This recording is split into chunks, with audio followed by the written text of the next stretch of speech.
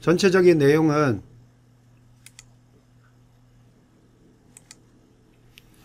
자, 먼저 제일 처음에 나오는 내용이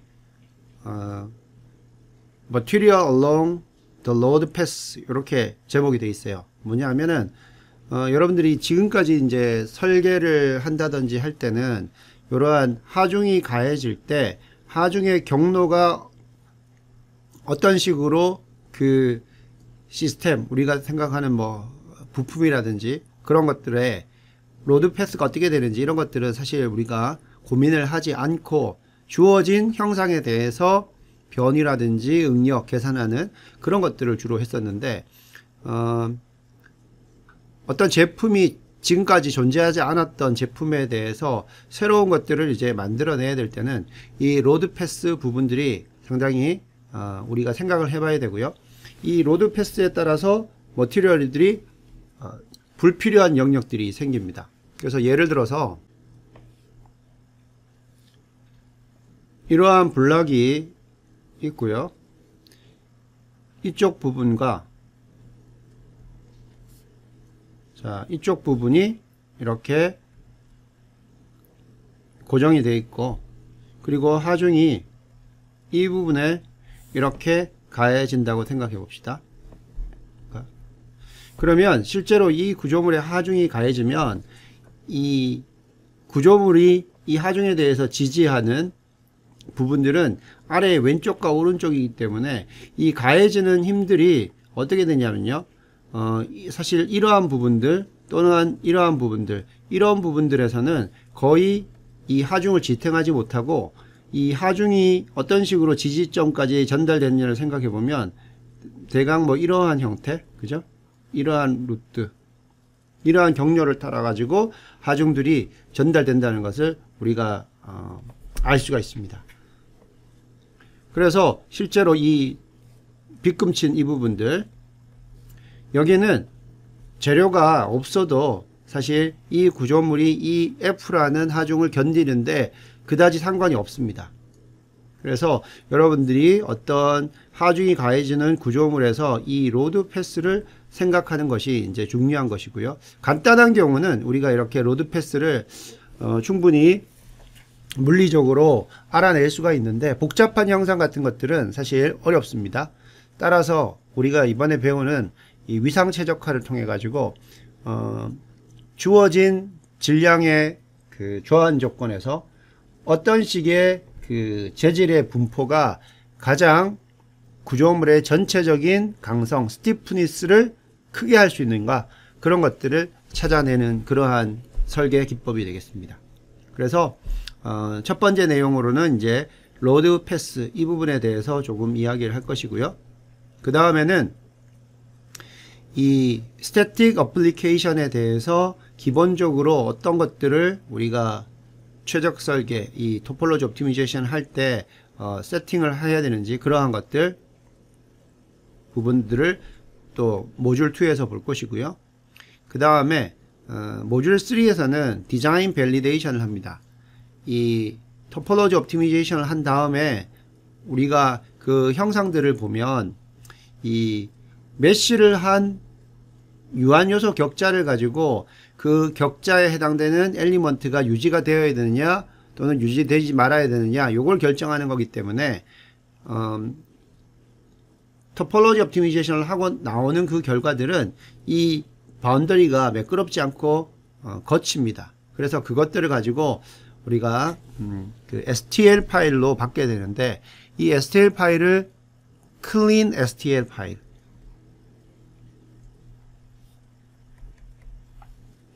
이러한 지오메트리로 변경을 해줘야 됩니다. 요거는 이제 어디서 하냐면은 스페이스 클레임에서 합니다. 이 스페이스 클레임이 여기 나오는 STL 파일들을 조작하고 그 다음에 그것들을 정리하는데 매우 우수한 그러한 툴이기 때문에 여러분들이 3D 프린팅 관련해서 또는 인버스 어널리시스 그 3D 스캐닝을 한 걸 가지고 우리가 형상화하는 그런 것들에 관심이 있다면 스페이스 클레임을 배워두는 게 좋겠고요. 우리 강의를 통해서도 이 스페이스 클레임 활용하는 부분이 일부분 나옵니다. 그렇게 이제 최적화된 것들을 가지고 실제로 제한 조건을 만족하는지 그 밸리데이션 검증을 한번 더 해야 됩니다. 끝나고 그런 식으로 진행이 될 거고요. 다음 페이지를 보면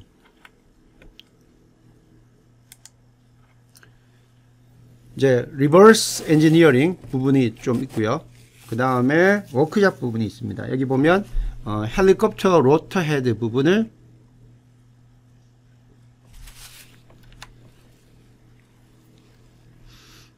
예제로 삼아서 하는 부분도 있고요. 그 다음에 이 스태틱 어플리케이션 문제 중에서 이제 좀 고급 설정에 해당되는 부분, 그리고 다이나믹 문제를 뭐 모달 해석이라든지 이런 것들을 포함하는 그러한 토폴로지 옵티미제이션, 이러한 것들도 우리가 배우게 됩니다.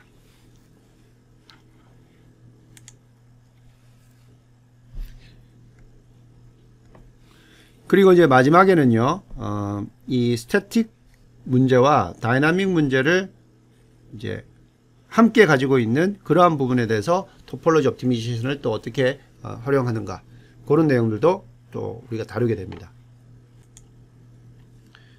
자, 그러면 이제 첫 번째 부분으로 Material along the load path, 앞에서 간단하게 좀 설명을 했었는데 그 부분을 한번 보도록 하겠습니다.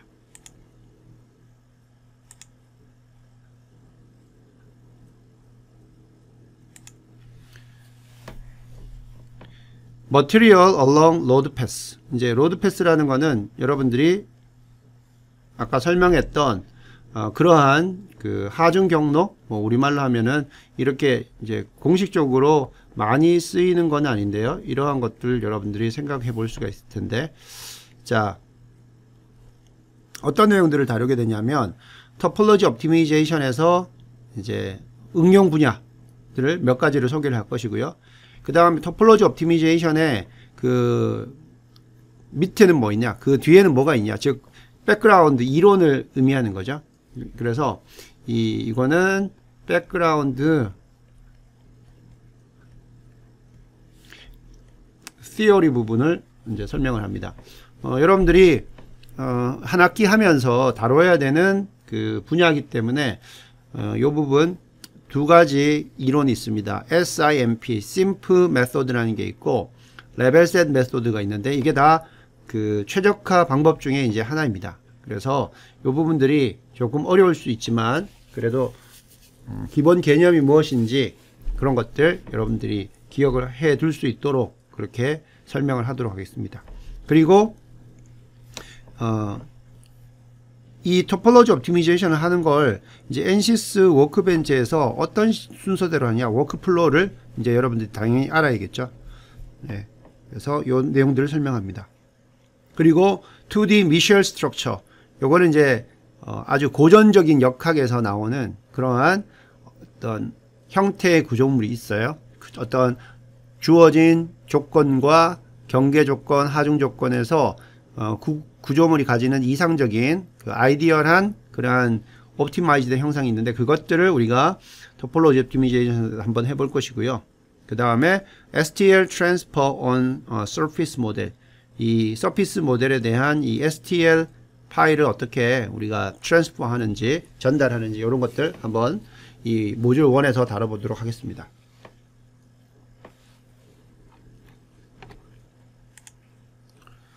자, 먼저 Application Fields of the Topology Optimization, 토폴로지 옵티미제이션의 응용 분야들 한번 설명을 하도록 하겠습니다.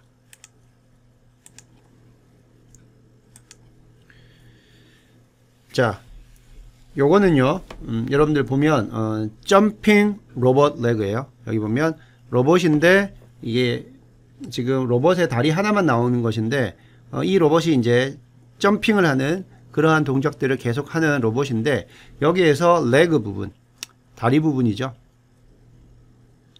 를 우리가 경량화하는 게 필요합니다. 왜 필요하겠어요? 이 다리뿐만 아니라 전체 이 로봇에 이제 구동을 하기 위해서는 우리가 에너지가 필요한데 에너지는 어떻게 돼요? 뭐 예를 들어서 2분의 1 mv 제곱이다. 운동 에너지가 이렇게 표현된다고 하면 결국은 이 M 질량이 크면 그죠? 에너지가 많은 에너지가 들어가죠. 따라서 이러한 로봇을 우리가 설계할 때 굳이 어떤 다른 성능에 위배되는 사항이 아니라면 이 질량을 크게 가져갈 필요가 없어요. 그죠? 이것을 줄이는 게 필요하다는 거죠. 그러면 즉 이거는 이제 경량화가 되는 거예요. 경량화가 필요한 겁니다. 로봇뿐만이 아니라 자동차 효율 높이기 위해서 항공기 부분 그리고 저기 우주선 이런 부분들 모든 부분들이 사실 경량화는 필요한 부분인데 자 그러면 그런 것들을 어떻게 진행하느냐 자 여기에서 이제 이 부분이 되겠죠. 이 부분 이 초록색으로 나오는 이 부분인데 이거를 그냥 우리가 단순한 형태로 가져갈 수도 있어요. 근데 그것보다는 조금 더 이 불필요한 질량들을 우리가 제거함으로 해가지고 경량화된 설계를 한번 해보자는 거죠. 자, 요거는 독일에 있는 어떤 여기 나오는 캐드팸이라는 독일에 있는 그 엔시스 관련되는 회사입니다. 뮌헨에 있는 그 회사인데요. 거기에서 이 토폴로지 옵티미제이션 관련되는 많은 어플리케이션을 진행하고 있는데 거기에서 나왔던 것이고요. 여기서 이제 썼던 소프트웨어는 엔시스 미케니컬 그 다음에 스페이스 클레임을 썼습니다. 그래서 미케니컬은 우리가 잘 이제 익숙한 거고요.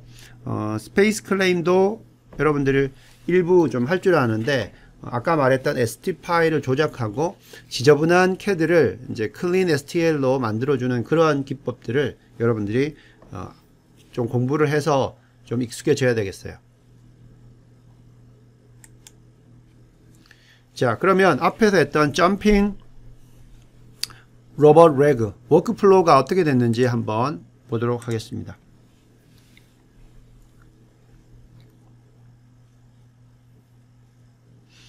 자, 옆에 한번 그림을 보면요. 요게 원래 처음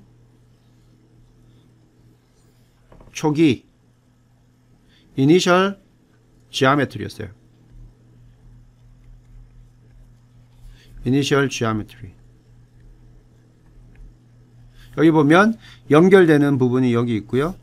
그죠? 여기도 이제 다른 부분과 연결되는 부분. 이제 여기 뭐 필요한 홀 여기서 이제 실제로는 하중이 가해지는데 이게 우리가 처음에 가졌던 이니셜 지오메트리이고 그리고 지금 이 왼쪽에 보이는 이 부분이 이제 최종 결과물로 나왔던 그러한 부분이 됩니다. 그죠? 자, 그러면 여기서 한번 최종적으로 나왔던 부분들이 어떻게 되는지를 한번 보면 실제로는 이제 이 구조물이 어떻게 연결이 되어 있냐면요. 여기 이 부분 한번 보면 알겠죠? 자, 이 구조물이 있고 그 다음에 이 구조물과 이 초록색 구조물과 여기 나오는 황토색 구조물이 이제 연결이 됩니다. 조인트로 이제 연결이 됐어요. 그래서 이 부분들이 초기에 이제 어떤 식으로 설계가 될지를 아직까지는 뭐 우리가 정확한 그 형상들을 찾지를 못했어요. 자, 그래서 이 부분과 이 부분이 이제 여기 보면 조인트로 이제 연결된 걸 알 수 있는데 그 조인트로 연결된 상황 속에서 자, 이 부분에 대해서 이렇게 여기 나오는 하중 로드를 가해 주고요. 그다음 여기도 로드가 들어가죠. 그 다음에 필요한 뭐 여기 나오는 바운더리 컨디션이나 조인트 그죠? 이런 조건을 준 다음에 이제 해석을 하고요. 어널리시스를 하고 여기서 토폴로지 옵티미제이션을 이제 진행을 합니다. 자, 진행을 하고 나면 아까 이야기했던 것처럼 토폴로지 옵티미제이션은 여기 격자, 메쉬를 기반으로 해서 만들어지기 때문에 여기 화면상으로 아주 명확하게 나오진 않는데 여기 표면들이 보면요. 매우 거칠어요. 그죠? 러프합니다. 아주 표면들이 러프해요. STL 파일인데 아주 러프하고요. 따라서 이것들을 우리가 그냥 3D 프린팅을 한다든지 그런 것들은 안 됩니다. 따라서 이걸 어떻게 되냐면 이 사이에서 이 STL 파일을 클린 지오메트리로 만들어주는 게 필요합니다. 이게 어디서 하냐면 아까 말했던 것처럼 at space 클레임 여기서 진행을 해야 됩니다. 그래서 여기 나오는 러프했던 STL 그 지오메트리를 더 이제 클린 STL로 만든 다음에요. 이거를 이제 다시 메쉬를 해서 원래 가지고 있던 이 하중 그리고 이런 하중 경계 조건을 가지고 이렇게 해석을 해봅니다. 그죠? 그랬을 때 여기 나오는 스트레스라든지 변이라든지 이런 것들이 문제가 없는지 체크를 해야 될 것이고요. 그게 다 모든 것이 끝나면 즉 밸리데이션이 끝나면 자 이렇게 제작을 해서 이렇게 장착을 하는 거죠. 그래서 여기 보면 이 부분 토폴로지 옵티미제이션으로 이렇게 결과가 나온 것을 알 수가 있습니다. 자, 그래서 지금 여기 보면 실제로 여기 제작을 한 모습이 되겠고요. 여기 제작을 했고 그 다음에 여기 이제 동영상은 아닌데 여러분들 아마 인터넷에 찾아보면 이 동영상을 볼 수 있을 거예요. 그래서 이게 계속 점핑하는 거기 때문에 질량 경량화가 중요했고 그것을 위해서 이처럼 토폴로지 옵티미제이션을 진행했다. 그래서 여러분들도 이번 학기에 이제 끝나고 났을 때 이와 같은 어플리케이션 필드에서 좀 여러분들이 프로젝트로 진행할 만한 정도의 중요성을 가지고 있는 그러한 모델들을 또 문제들을 찾아서 이러한 기법들을 적용하는 것이 여러분들이 해야 될 일이 되겠어요.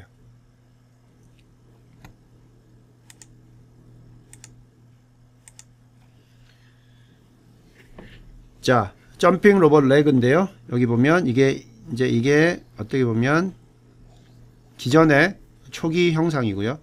이게 이니셜. 앞에서 이제 이니셜이라고 했다는 것은 토폴로지 옵티미제이션을 이제 시작할 때 어떻게 두고 시작했냐는 것이고요. 요거는 뭐 어떤 상황이든지 하여간 기존에 최적화하기 전에 사용하던 뭐 그런 형상이라고 생각하면 되겠습니다. 이게 토폴로지 옵티미제이션에서 나온 그런 결과가 됩니다. 다른 연결되는 위치들 이런 부분들은 다 동일하고요. 단지 이 중간에 어떤 식으로 가져가는 것이 좋겠느냐 그런 식으로 변했다는 거죠. 보면 stress stays at same. 그래서 스트레스 결과는 뭐 이니셜이라든지 또는 스트레스는 토폴로지 옵티미제이션 한 결과가 동일하다는 거고요. 디포메이션도 초기하고 토폴로지 옵티미제이션 한 거하고 거의 유사하다는 거고 mass reduced by 40%. 그래서 이 매스는 토폴로지 된 매스는요 초기 매스에 이렇게 0.4 정도밖에 안 된다는 거죠. 그래서 그만큼 이게 질량을 많이 줄일 수 있었다. 그러한 예가 되겠습니다.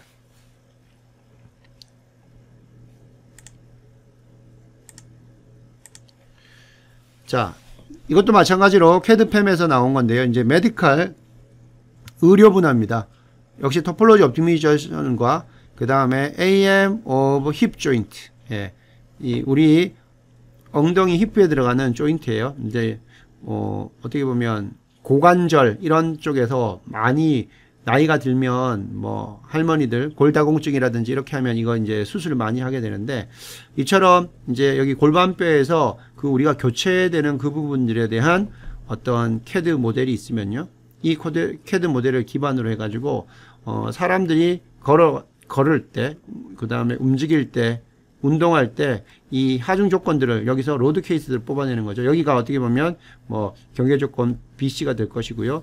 이 움직임 또는 자중에 의해서 여기 F가 가해지겠죠. 그죠? 그러면 경계 조건과 F를 가지고 이 문제를 풀고 여기서 토폴로지 옵티미제이션을 합니다. 그러면 이 부분들, 이 힙 조인트 부분이 어떤 식으로 이 보라색 영역에서 설계되는 것이 가장 경량화되는 것인가 여기 결과가 나오는데 아까 이야기했던 것처럼 이 부분이 여기 보는 것처럼 STL 파일이 여기 토폴로지 옵티미제이션 하고 나면 우리가 익스포트로 이 STL 파일을 가져올 수가 있어요. 근데 여기 보면 이게 아주 깨끗하지는 못해요. 자, 이 깨끗하지 못하는 걸 가지고 우리가 스페이스 클레임에서 클리닝 또는 스무딩이라고 하는데 이거를 진행을 합니다. 그래서 이게 이제 클린 앤드 스무스한 어떤 CAD가 되면 요걸 가지고 여러분들이 다시 제작을 해서 요렇게 실제로 우리 힙 조인트로 사용할 수가 있고요. 자, 그 전에 이제 최종적으로 다시 이 모델을 가지고 와서 스무딩 된 걸 가지고 와서 이렇게 기존에 있던 그 골반뼈하고 같이 매싱을 하고 그것을 해석을 해서 과연 우리가 여기서 그 교체한 그 부분이 문제가 없는지 최종적으로 이밸류에이션 또 베리피케이션, 밸리데이션까지 그렇게 진행을 했던 그런 내용이 되겠습니다.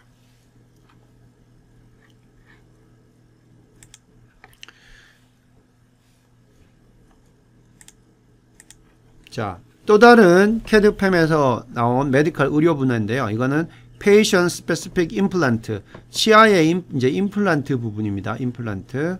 한번 보면 지금 여기 턱뼈가 부러졌어요. 그죠? 이렇게 턱뼈가 부러졌는데 이 턱뼈가 부러진 뭐 사고 여러 가지 이유로 턱뼈가 부러졌는데 자, 이 턱뼈를 우리가 그 부러졌기 때문에 고정을 해줘야 돼요. 자, 고정을 해주는 그런 어떤 부분인데 여기 한번 보면 자, 이 두 개 골절된 부분을 연결하기 위해서 이와 같이 뭔가를 우리가 보강을 해야 되는데요.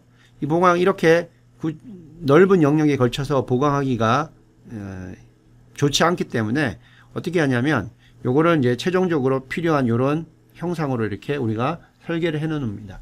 근데 이게 토폴로지 옵티미제이션을 통해 가지고 가장 어떤 주어진 질량에서 가장 강성이 큰 구조물로 설계를 하겠다는 거죠. 그래서 이 CAD 모델이 있으면 자, 이 CAD 모델 이 형상이 받게 되는 모든 우리가 뭐 씹는 어떤 행동을 할 때라든지 이 치아와 그리고 이 보강 부분이 받게 되는 그러한 모든 경계 조건 그리고 로드들을 가지고 해석을 하고요. 그 해석을 기반으로 해서 이처럼 토폴로지 옵티미제이션을 진행합니다. 그랬더니 원래 이런 형상이었는데 토폴로지 옵티미제이션에서 재질이 필요 없는 부분들은 다 사라지고 이와 같은 형상이 얻어졌고요. 그 다음에 이걸 이제 익스포트를 하게 되면 그 STL 파일이 나오는데 이거는 요 지점까지는 여기서 나오는 메쉬 엘리먼트 메쉬 기반으로 만들어졌기 때문에 그 바운더리가 기존에 있던 메쉬 각각의 엘리먼트가 있고 없고 그 개념으로 바운더리가 생성이 됩니다. 따라서 요거를 우리가 클린 앤 스무스로 다시 CAD를 좀 업데이트를 해주고요. 자, 그래서 이걸 가지고 이제 최종 CAD로 만든 다음에 이걸 다시 이제 원래 우리가 풀어야 되는 그 위치로 이 구조물을 가지고 와서 이렇게 매싱을 하고요. 그리고 전체적인 이밸류에이션을 진행을 합니다. 이랬을 때 이 골절난 턱뼈에 대해서 연결을 했을 때 이러한 하중이 가해졌을 때 전혀 구조적으로 문제가 없는지 최종 평가를 해서 그런 문제가 없으면 여기 있는 이 형상대로 제작을 하면 되겠죠. 이런 식으로 진행이 됩니다.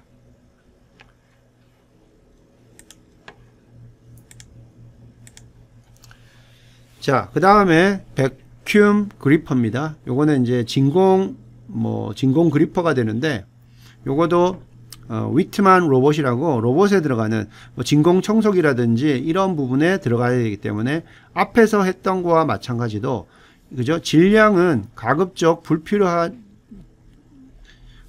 경우에 이 크게 가져가는 것이 질량은 불필요합니다. 그죠? 나머지 필요한 조건들을 다 만족한다고 하면 질량은 최소화하는 게 가장 바람직한 그런 겁니다. 그래서 뭐 기존에 이와 같은 이런 같은 백큐um 그리퍼를 쓰고 있었다고 하면 질량도 우리가 더 줄일 가능성도 있고 그 다음에 이 백큐um 그리퍼가 가져야 되는 어떤 그 스트럭처럴 그 퍼포먼스가 있을 텐데 그런 것들도 더 이제 우리가 개선할 수 있는 여지가 있는지를 이 토폴로지 옵티미제이션을 통해서 진행을 하는 겁니다. 자, 그러면 우리가 처음에 시작할 때는 이와 같은 짙은 회색의 도메인에서부터 시작을 하고요. 자, 여기서 필요한 하중 조건과 경계 조건을 주고 해석을 하고 토폴로지 옵티미제이션을 진행했더니 초기의 형태가 이랬었는데 완전히 조금 다른 이와 같은 형태의 그죠? 백큐um 그리퍼가 설계가 되었고요. 자, 이 부분도 마찬가지로 이 부분에 거칠었던 그 STL 파일을 우리가 클린화 해주고요. 다 스페이스 그램에서 해주고, 이걸 가지고 다시 최종적으로 우리가 CAD를 생성을 했습니다. 그러면 이러한 형태가 됐어요. 그래서 여기 연결되는 뭐 파이프라든지 모든 것들을 다 적용했을 때 모습이에요. 그래서 이 초기의 이니셜과 그리고 여기서 최적화했던 형태를 비교해 보면 많이 다르다는 걸 알 수가 있죠. 자, 그 부분에 대해서 이제 메쉬를 하고 다시 한번 이 구조의 그 구조적인 응답이 어떻게 되는지 확인을 하는 거죠. 그랬을 때, 자, 한번 결과를 보면요. 그 결과, 요런 것들은 가공이 사실은 일반 뭐 선반 작업이나 이런 걸로는 좀 어렵기 때문에 스트라타시스라는 이게 3D 프린터 유명한 업체가 되는데, 거기서 이와 같이 이제 메탈로 우리가 제품을 만들었고요. 자, 이랬을 때 한번 질량하고 볼륨은 한번 봅시다. 리덕션 4.56%의 매스 감소가 있었어요.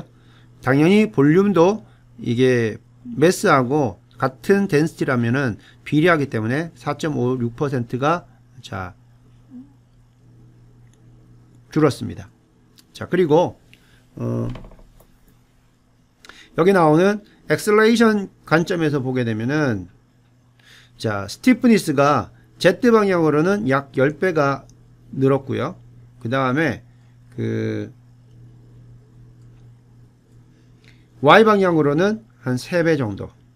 그리고 역시 X 방향에 대해서도 한 3배 정도의 스티프니스의 그 향상이 있었습니다. 그래서 보면, 자, 질량이 줄기 때문에, 그죠?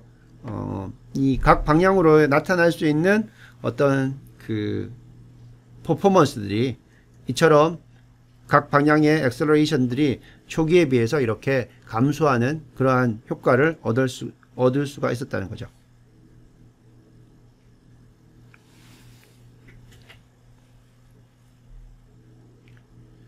자, 여기서 이제 가속도가 줄어들기 때문에 F는 MA잖아요. 그죠? 그래서 그 가속도 A가 줄었기 때문에 그 방향으로의 그 힘이, 그죠? 이 구조물에 가해질 수 있는 힘이 줄었다고 이렇게 여러분들이 생각을 해도 되겠습니다. 이런 식으로 우리가 설계 개선을 가져올 수 있었다. 자, 예를 한번 더 보면요. 이거는 이제 휠입니다. 휠. 그리고 이 휠에 들어가는 이 림 부분이에요. 그죠? 자, 그러면 이 영역 부분, 여기 나오는 이 영역이죠. 이 빗금친 부분. 이 영역의 설계를 어떻게 가져갈 것인가? 여기 이제 고정 조건들이 어디 들어가야 될 것이고요. 그 다음에 여기 압력이 들어가야 될 것이고요. 이 타이어에서 가해진 압력. 그리고 어떤 특수한 그 지면이라든지 그러한 조건에 의해서 또 구체적으로 들어가는 여러 가지 하중들이 있을 겁니다. 그 하중에 대해서 우리가 이와 같이 토폴로지 결과를 이렇게 얻을 수가 있고요. 자, 그거를 우리가 이렇게 금속을 이용해 가지고 한번 이렇게 출력을 해서 제작을 한 그런 모습이 되겠습니다. 이때 보면 디테일하게 어떤 식으로 응력이 나타나는지 다 밸리데이션까지 거쳐야 되는 것이고요. 자, 이런 식으로 하게 되면 사람의 어떤 그 개입이 크게 없이도, 그죠? 최적화가 이렇게 진행이 돼서 우리가 새로운 형상을 찾을 수가 있고요. 그 다음에 요즘은 이제 이러한 그 내용을 토폴로지 옵티미제이션을 바탕으로 해서 어떻게 하냐면 이제 인공지능을 AI를 이용해 가지고 제한 조건이 들어갔을 때 이 형상들이 가질 수 있는 컴플라이언스를 그 아주 많은 개수의 디자인들을 제너레이션을 합니다. 인공지능이. 그런 다음에 설계 조건들을 만족해내는 것들을 찾아낼 수 있는, 또는 여러 가지 사용자가 필요로 하는 조건을 입력했을 때 이와 같이 그 휠 디자인으로 나올 수 있는 이러한 패턴들을 이제 인공지능이 제안을 해줘요. 그러면 우리 사용자들이 그걸 보고 뭐 셀렉션을 할 수 있는 그 단계까지 이제 발전을 했습니다. 거기 기본에는 이제 CA에 대한 해석 부분이 있고요. 그 다음에 옵티미제이션하고 또 여기서 하는 토폴로지 옵티미제이션, 그 다음에 자 이런 것들을 기반으로 하는 인공지능, 이런 것들이 다 이제 융합이 된 거죠. 자, 그런 것들이 이제 설계 영역까지 들어오고 있고, 그걸 이용하면 이제 뭐 이 사람들이 예전에 머리 아파하면서 생각해냈던 이러한 뭐 휠의 패턴, 이런 것들도 이제는 인공지능을 통해 가지고 설계가 된다는 거죠. 그래서 그만큼 많이 변하고 있다는 것이고요. 그 다음 내용을 한번 보면, 요것도 마찬가지 캐드팸에서 진행한 건데요. 요거는 이 사람들이 여기 컨퍼런스가 있었어요. 컨퍼런스가 그 학회 같은 게 있었는데, 자 요거를 학회하면은 이제 부스를 갖다 놓고 뭐 전시를 많이 하잖아요. 그래서 그 사람들이 이러한 테이블을 그 부스에서 활용하기 위해서 ANSYS 토폴로지 옵티미제이션을 이용해 가지고 요 문제를 해석을 했는데 1시간이 걸렸고요. 1시간이 걸렸고, 그 다음에 그거를 이 스트라타시스를 이용해 가지고 프린팅을 했는데 그게 한 23시간 정도 프린팅 시간이 걸렸어요. 그래서 그 다음날, 왜냐하면 이거 둘 다 하면 하루잖아요. 그래서 그 다음날 요렇게 컨퍼런스 그 다음날 요렇게 제작을 해 가지고 다 프린팅해서 그 다음에 요렇게 실제로 컨퍼런스에서 그것을 사용했다, 그러한 예로 나오는 거죠. 자, 어떻게 보면 이것도 간단한 문제예요. 왜냐하면 그냥 직육면체에다가 밑에 여기 네 곳이 발이 되는데 그 부분, 그 다음에 이런 뭐 로고 넣을 부분, 이런 것만 딱 지정을 해주고 나머지 부분들은 어떻게 될 건가 토폴로지로 찾아라 하면은 이러한 개념들의 그 형상들이 나온단 말이죠. 자, 그랬을 때 이러한 어떻게 보면 약간 예술품 같은 그러한 형태의 이런 데스크도 우리가 토폴로지 옵티미제이션에서 활용해서 찾아낼 수 있다. 이런 식으로 여러분들이 이해를 하면 되겠습니다.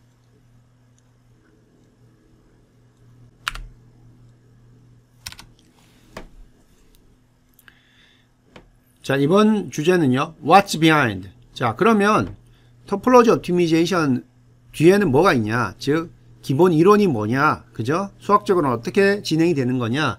그런 것들을 이제 보자는 거죠. Explanation of the Optimization Method. 그래서 이 토폴로지 옵티미제이션도 최적화하기 때문에 그 옵티미제이션 메소드에 대한 어떤 설명이 되겠습니다. 자, 옵티미제이션 디스플린스예요. 이거는 여러분들 최적 설계 시간을 통해 가지고도 설명을 한 적이 있어요.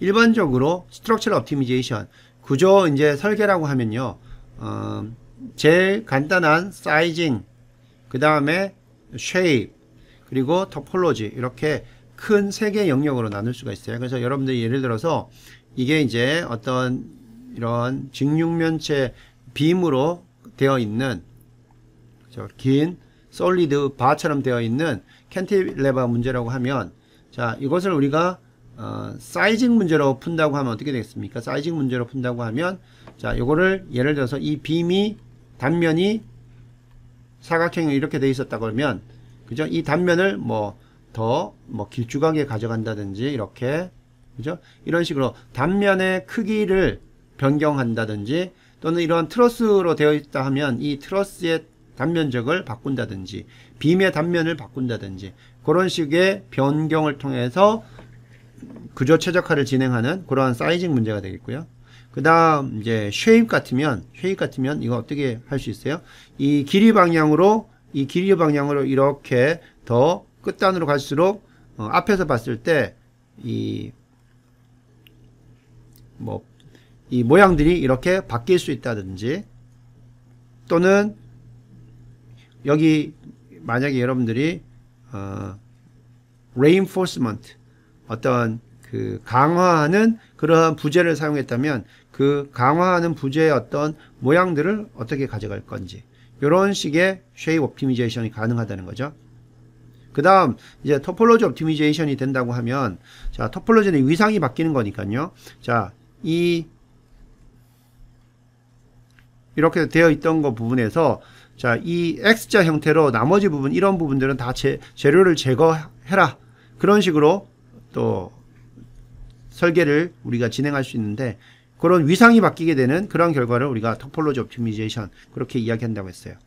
자, 그래서 이런 최적화가 이제 되고 나면 그 다음에는 요걸 가지고 매니팩처링 하는 부분으로 넘기는데, 우리는 이 쉐입이라든지 사이징은 다른 이제 최적화 시간에 다루는 거고, 우리는 이 수업 통해 가지고 토폴로지를 어떻게 이용하겠느냐, 이 부분에 포커스를 두고 진행을 하도록 하겠습니다. 자, 그러면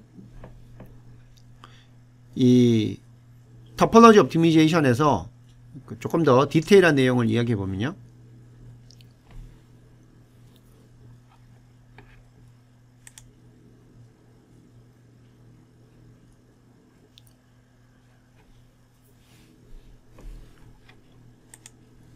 오브젝트 펑션이 무언가, 토폴로지 옵티미제이션에서 이 목적 함수는 뭔가. 자, 목적 함수죠.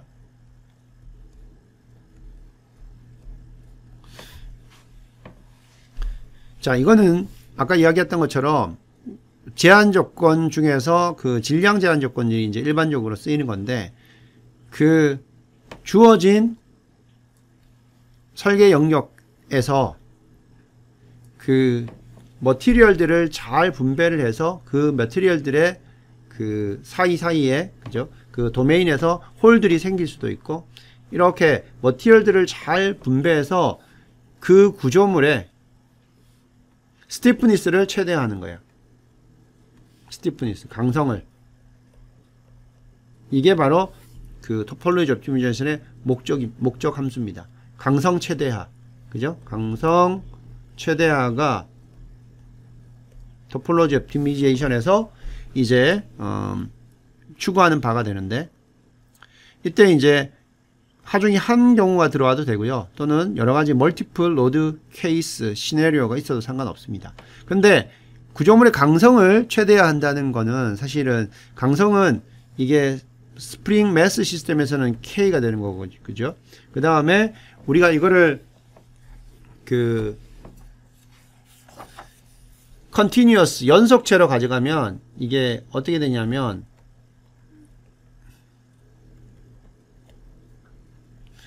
이렇게 스티프니스가 엘리먼트 스티프니스라는 요런 식으로 가해집니다. 요런 식으로. B는 쉐입 펑션을 한번 미분한 게 되는 거고, E는 이제 탄성 계수, 일라스티시티 관련되는 그 스티프니스 매트릭스가 되는 것이고요. 자, 요런 식으로 가해져요. 그러면 강성을 높이기 위해서, 사실 강성은 우리가 하나의 어떤 스칼라 값으로 나타내기가 어렵기 때문에 요런 의미를, 물리적인 의미를 가지는 것을 다른 걸로 이제 활용을 합니다. 그게 뭐냐면, 추구하는 목적은 전체 구조물의 전반적인 강성을 높이는 건데, 그 강성을 높인다는 것 자체가 어차피 우리가 스티프한 머티리얼을 쓰면 되는 거고, 전체적인 질량의 분포에 관련되는 그러한 결과물을 얻기 위해서 같은 의미의, 물리적으로 같은 현상을 나타내는, 결과를 가져오는 다른 목적 함수를 사용합니다. 그래서 가장 흔하게 쓰는 the most common object function in topology optimization is 바로 이겁니다. the energy of the elastic compliance. 이거예요. compliance는 뭐냐면 스티프니스의 반대 개념이에요. 그래서 스티프니스가 커진다는 거는 이게 뭐하고 같냐면 compliance가 미니마이즈 되는 거하고 같습니다. 그래서 이걸 이제 에너지로 나오기 때문에 전 구조물의 에너지를 compliance, elastic compliance를 계산을 할 수 있어요. 그러면 한 구조물에 대해서 이 값을 한 값으로 나타낼 수 있기 때문에 오브젝트 펑션 하나로 가지고 있어요. 이게 바로 strain 에너지입니다. 우리가 알고 있는 이게 바로, 다른 말로 하면 compliance가 뭐냐 하면 그 구조물의 strain 에너지예요. strain 에너지. strain 에너지는 여러분들이 그 입실론 스트레스 뭡니까? strain 스트레스 커브죠. 여기에 어떤 커브를 생각한다고 칩시다. 이게 이제 여기까지가 이게 yield strength라고 해보면 그 여기까지는 우리가 직선으로 가는 거잖아요. 그죠? 직선으로. 이게 기울기가 또 뭐가 돼요? 이게 이게 1이면 이게 탄성계수 2가 되죠. 그죠? 그래서 이 에어리어를 생각하면 됩니다. 이 에어리어가 얼마입니까? 이거 해보면 이게 2고 이게 이 값을 그냥 시그마라고 하면 삼각형이니까 2분의 1 시그마 2가 되죠. 근데 시그마는 우리가 또 알고 있죠. 시그마는 2 입실론이죠. 그죠? 그러면 이거는 2분의 1 자, 여기 2가 시그마 요게 2가 아니고요. 입실론입니다. 그죠? 그러면 이거 우리가 요거를 이런 식으로 쓸 수가 있어요. 그죠? 요 값이 바로 compliance가 되는 거고요. energy of the elastic compliance. 요게 strain energy 하고 같은 거다. 자, 그렇게 생각하면 됩니다. 따라서 여기 보면 compliance를 minimizing 하는, compliance를 최소화하는 것이 바로 equivalent, 동일한 내용이다. 뭐냐? stiffness of the maximize the global stiffness야. 그죠? 전체 구조물의 그 stiffness를 maximize 하는 거하고 같은 개념이다. 이게 바로 목적 함수가 되는 거고요. 그 다음에 constraint, 제한 조건들은 뭐가 되냐면 일반적으로 볼륨이 됩니다. 또는 질량이 됩니다. 그 파트에. 그래서 질량과 볼륨 같은 것들을 뭐 초기에 몇 %로 했을 때 가장 그 구조물의 글로벌 스티프니스가 커지는 또는 스트레인 에너지가 작게 되는, 그러니까 변형이 작게 되는 걸 말하는 거죠. 그 주어진 하중에 의해서 그런 것들을 찾는 설계다. 이렇게 생각하면 되겠습니다. 자, 이게 이제 최적화의 포뮬레이션이에요. 그래서 목적 함수 우리가 요거는 일반적으로 F라고 쓰고요. 그 다음에 디자인 베리어블, 디자인 베리어블은 여기서 S라고 썼습니다. 그 다음에 스테이트 베리어블은 그 구조물의 응답이에요. 예를 들자면 우리가 하중 주었을 때 구조물에서 나오는 상태를 나타내는 변이는 뭐가 있어요? 일반적인 정적 해석에서는 U가 되죠. U. 변이 되고 constraint. constraint는 우리가 여기에 부등식 constraint는 H로 표현하고 그리고 등식 constraint는 G로 이렇게 표현합니다. 그래서 이거는 자, 일반적으로 오브젝트 펑션 F, 디자인 베리어블 S, 그리고 스테이트 베리어블 U, 그리고 constraint는 부등식 constraint는 H, 그리고 등식은 여기 나오는 것처럼 G로 이렇게 표현을 합니다.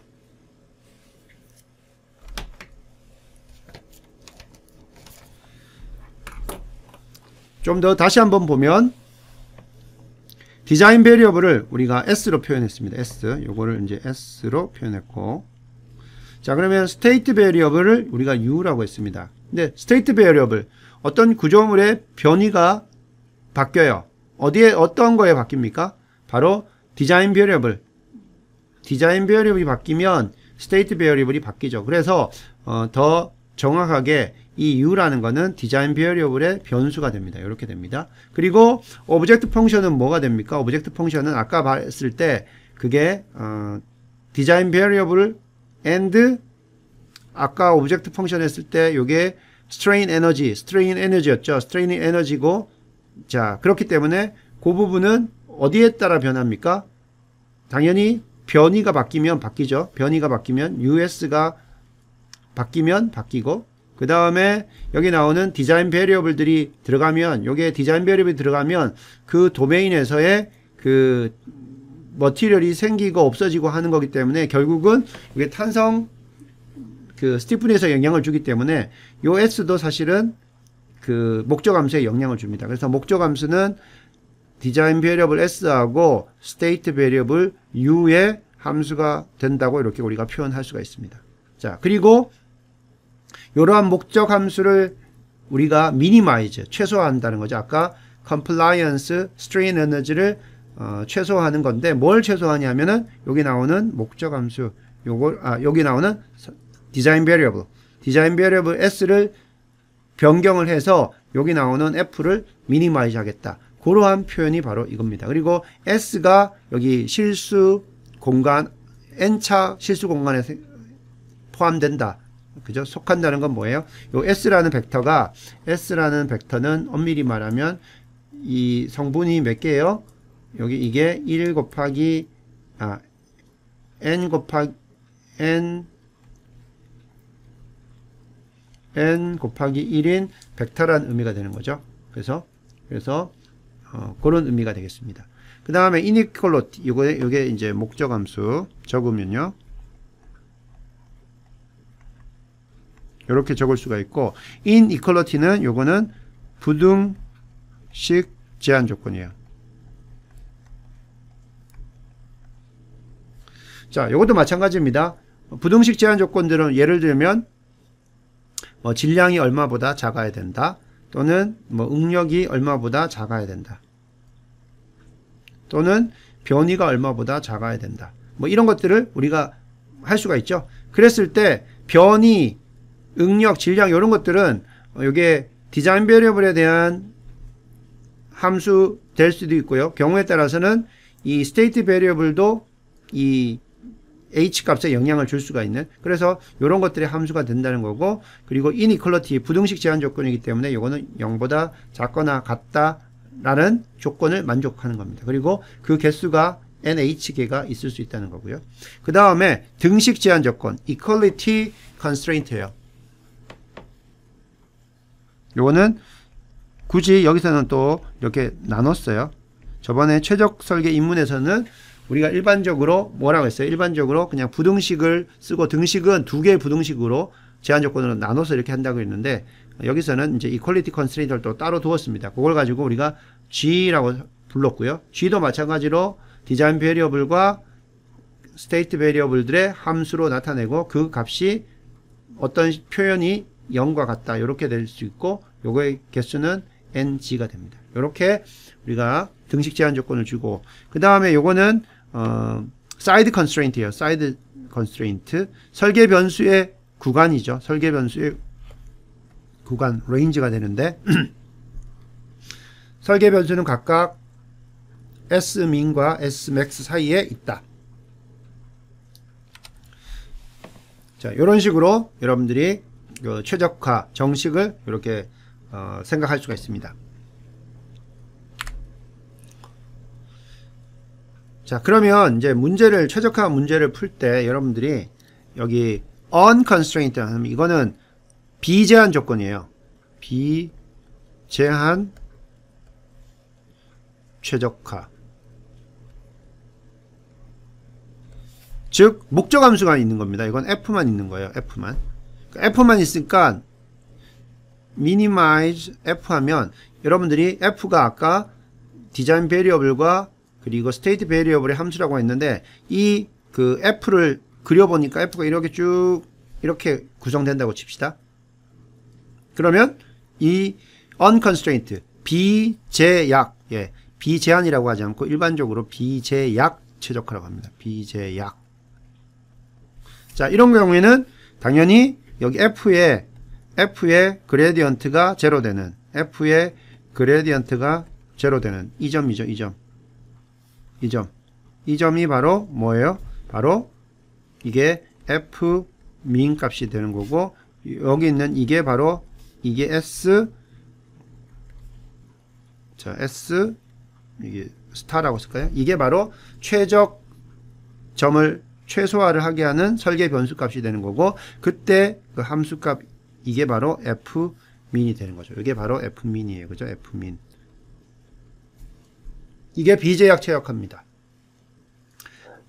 이거와 반해서요, constraint optimization problem이 있어요. 이거는 제한 조건이 있는, 그래서 이거를 제약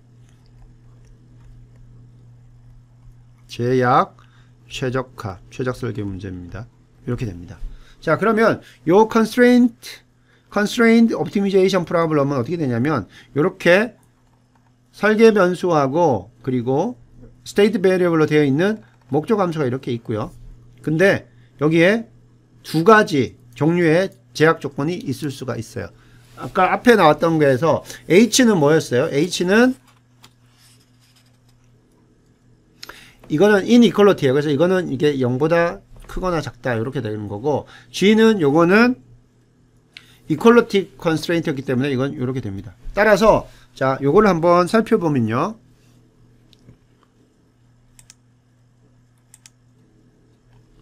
자, 이 개념은 뭐냐? H 개념은 inequality이기 때문에 이 구역에서 보면 얘가 만족시킬 수 있는 구역이 어떻게 되냐면 이 영역이에요. 이 영역 이렇게 됩니다. 이 영역 이렇게 되고요. 이런 개념이 되는 거고, 예를 들어서 뭐 변이가 얼마보다 작다, 응력이 얼마보다 작다, 뭐 이런 식으로 우리가 생각을 할 수가 있는 거고요. 예를 들, 그 다음에 G는 이제 만약에 요거는 G는 뭐 몇 가지가 될 수도 있지만, 예를 들어서 하나 생각합시다. 그 구조물 중에, 어떤 구조물 중에 응력이나 변이가 이 H 영역보다 H 영역을 만족하고, 그 다음에 이 그린 라인은 우리가 프리퀀시라고 생각해 봅시다. 프리퀀시인데 이 어떤 프리퀀시가 특정한 프리퀀시하고 같아야 된다고 칩시다. 그렇게 되고, 이 F는 그 에너지 오브 컴플라이언스, 스트레인 에너지가 최소화되는 점을 찾는다고 해봅시다. 자, 그러면 자, 이 제약 조건 중에서 이 등식 제한 조건이 들어가면 자, 어떻게 됩니까? 이걸 만족을 해야 되기 때문에 우리가 찾는 설계 중에서 이 영역만, 이 만족되는 영역만 돼야 돼요. 그러면 찾아보면 자, 이 점 또는 어떻게 됩니까? 이 점들이 되죠. 자, 그러면 지금 파란색 선하고 그린 선하고 만나는 점이 제약 조건이 만족되는 그러한 설계가 되고요. 그 다음에 이 두 점 중에서 이 왼쪽에 있는 이 점이 이 H inequality, 그 부등식 제한 조건을 만족시키는 영역에 들어있기 때문에 자, 이 문제에서는요, constraint optimization 문제에서는 이 점, 여기 나온 이 점, 아까 2와 3에 있었던 이 점이 S 스타, 즉 최적화된 점이 아니라 바로 이 점, 등식 제한 조건도 만족시키고 부등식 제한 조건도 만족시키고, 그 만족시키는 것 중에서 H가 제일 작은 값, 이 점이 바로 S max가 되고, 여기 나오는 이 점이 F min이 됩니다. 자, 이런 식으로 제약 조건하고 비제약 조건하고, 그러니까 비제약 최적화와 제약 최적화가 이렇게 차이가 있습니다. 그래서 요거를 이제 등식으로 그 정식화로 적어보면 요거는 목적 함수만 이렇게 있고, 설계 변수를 바꿔 S를 바꿔서 목적 함수만 미니마이즈 해라는 게 되는 거고, 요거는 설계 변수들을 이렇게 바꾸고요. 부등식 제한 조건, 등식 제한 조건을 만족하되 F를 미니마이즈하는 요 S를 찾아라. 그러한 문제로 바뀌게 됩니다. 자, 그래서 오늘은요, 일단 토폴로지 옵티미제이션의 어떤 응용 분야, 그리고 이제 토폴로지 옵티미제이션에서 우리가 그 최적화 관점에서 어떤 의미를 가지고 있느냐, 그 이야기를 여러분한테 설명을 했습니다.